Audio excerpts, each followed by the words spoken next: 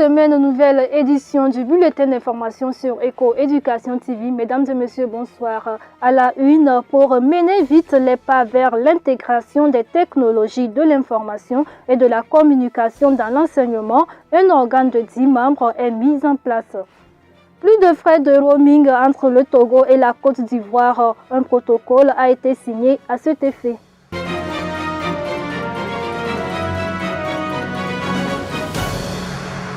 Voilà donc pour les titres. Commençons par cette note. Fin du championnat national R15 organisé par la Fédération togolaise de rugby. La finale a opposé les élites RC et BSO ce 10 décembre sur le stade d'Asfosa. Le match a été soldé par la victoire des élites RC. Notons qu'a pris part à cet événement le président de la Fédération togolaise de rugby, Ludovic Désinadé. Puis le 7 décembre 2023, le ministre en charge de l'enseignement primaire, secondaire, technique et de l'alphabétisation, professeur Toji Kokoroko, annonçait la création d'une commission de digitalisation. La composition de l'organe est connue. En tout, 10 membres composent l'organe. Les détails avec Daniel Wachi. Le Togo veut accélérer l'intégration des technologies de l'information et de la communication TICE dans l'enseignement. Pour ce faire, un organe de 10 membres est mis en place. Des membres responsables dans le domaine éducatif ont principalement pour mission de définir une stratégie pour la mise en œuvre de la politique en matière des TICE.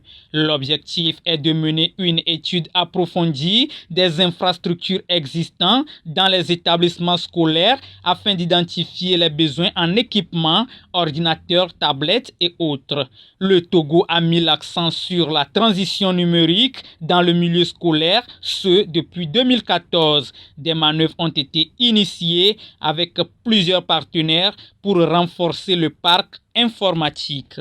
Les parents d'élèves ont été sensibilisés sur l'importance des pièces d'identité, une initiative de la part de l'association Les Bâtisseurs. Plus de détails avec Daniel Wachi. L'association Bâtisseurs Réunis a tenu une sensibilisation des parents d'élèves sur l'importance des pièces d'identité vendredi dernier à Dain Koudra et Djedjramé. À travers cette initiative, les parents ont été édifiés sur l'importance des actes de naissance et de la nationalité. Le problème lié à l'établissement de double actes de naissance, de changement du nom patronymique, de la déclaration des enfants nés à l'étranger et tant d'autres ont été abordés. L'objectif est d'amener les parents à prendre conscience le plus tôt. L'association Bâtisseurs Réunis est une association humanitaire qui intervient dans le domaine de santé, éducation et environnement. Toujours éducation dans cette édition, table ronde des acteurs de l'écosystème de la recherche et de l'innovation. Les travaux ont porté sur la valorisation des résultats de la recherche au Togo, une initiative des universités de Lomé et de Kara. Les détails avec nos confrères de la TVT. Savoir-faire et les inventions, résultats des recherches, participent au développement socio-économique des États. En milieu universitaire au Togo, les produits de la recherche, selon les acteurs, ne sont pas suffisamment valorisés. Ce n'est pas parce que la recherche ne se fait pas, mais les résultats de recherche sont restés parfois dans des casiers, parfois dans des universités, au niveau des laboratoires, ou alors dans des dossiers pour les grades de CAMES. Or, le grade de CAMES, à mon avis, ça ne devrait être que la cerise sur le gâteau. Les universités de Lomé et de Kara consacrent des tables rondes au sujet. Doctorants, docteurs et enseignants-chercheurs de l'Université de Lomé partagent les bonnes pratiques dans le domaine. Avant d'inventer, il faut connaître le marché auquel tu veux inventer. Donc en inventant, tu pars déjà à ça. Maintenant, ton invention, il faut protéger. Maintenant, quand tu protèges ton invention, il faut aller maintenant négocier avec le secteur privé. Il faut vendre ta recherche. Nos jeunes chercheurs seront plus informés sur les démarches. Plus de 200 enseignants-chercheurs, doctorants et innovateurs déjà formés en ligne dans le contexte du projet de formation et valorisation des résultats de la recherche au Togo, projet tiers du programme Variwa qui vise à améliorer l'environnement des résultats de recherche et innovation en Afrique de l'Ouest. Il est financé par l'Union européenne et soutenu par l'Agence universitaire francophone. Une table ronde est prévue ce 11 décembre sur le même sujet à Kara.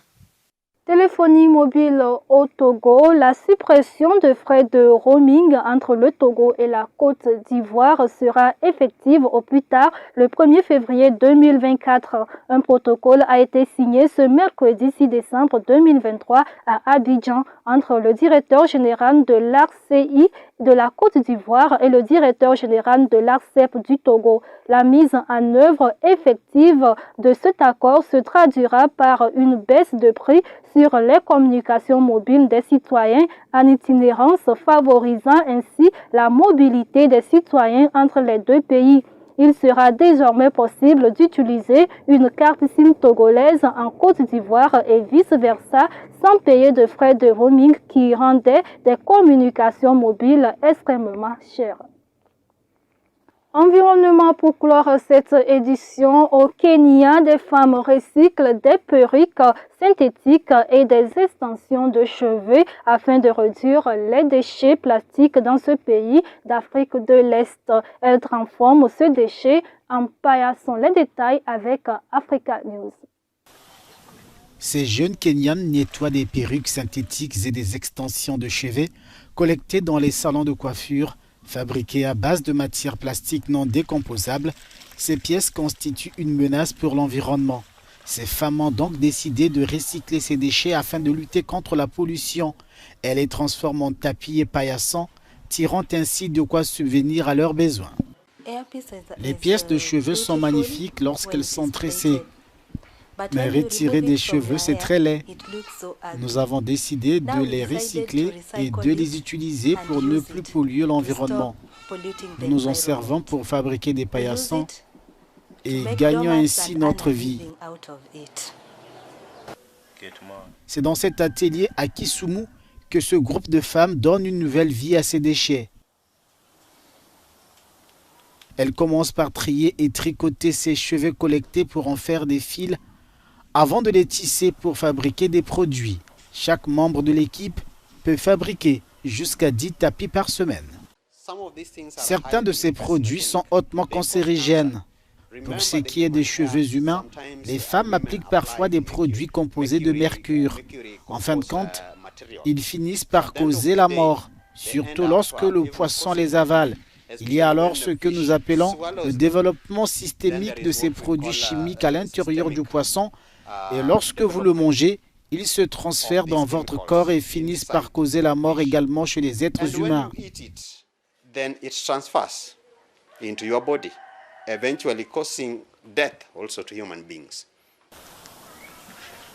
Le projet permet aux femmes locales de tisser leur voie vers un moyen de subsistance durable, tout en réduisant les déchets plastiques dans leur communauté.